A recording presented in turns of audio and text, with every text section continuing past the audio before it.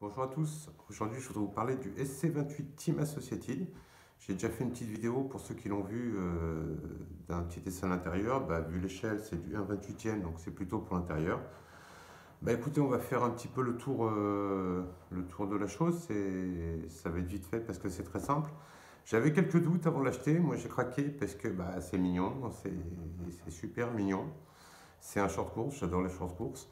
Mais bon, j'avais un petit doute sur la faisabilité de la chose. Je me disais que c'était un peu léger pour tourner à l'intérieur. En fait, c'est simplement du ballon. Je m'éclate avec. Et pourtant, c'est vraiment tout simple. Conception vraiment toute simple. On a deux petits ressorts à l'arrière. On n'a même pas de diff. C'est un bras rigide à l'arrière. On a un ressort qui est fait avec, je vais vous montrer un peu plus en détail, avec deux trucs de plastique, mais qui marche super bien. Donc finalement, c'est bien amorti. On est très souple à l'arrière, très dur à l'avant. Il n'y a pas grand chose à faire. Au moins, on ne peut pas tomber dans l'optionnité aiguë, parce que des options, il n'y en a pas. Comme ça, c'est simple, c'est réglé. On est au top dès le début. Et puis, ça coûte vraiment pas cher. Ça coûte une soixantaine d'euros.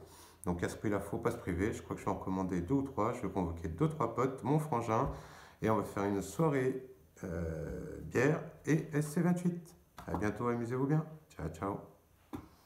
Donc voilà le SC28 un peu plus en détail. Donc ici, vous pouvez voir, c'est simplement, voilà, est-ce qu'on voit bien, simplement un bout de plastique, mais qui finalement amortit bien et donne un amortisseur assez dur. Et derrière, on a simplement deux petits ressorts. Voilà, c'est mignon comme tout, c'est chouchou. Et c'est vraiment très mou. Un petit moteur, a priori, selon moi, c'est un moteur. Voilà, on va essayer de voir, c'est un peu le bazar. Voilà, à mon avis, c'est un petit moteur brushless. La télécommande, toute simple, basique, cliquiki, mimi, qui permet de charger la batterie LiPo. Voilà, donc en option, on a un petit chargeur USB qui peut se brancher, je ne l'ai pas. Voilà, c'est à peu près la seule option, mais c'est pas une option voiture. C'est pour ça que tout à l'heure je disais qu'il n'y a pas d'option voiture.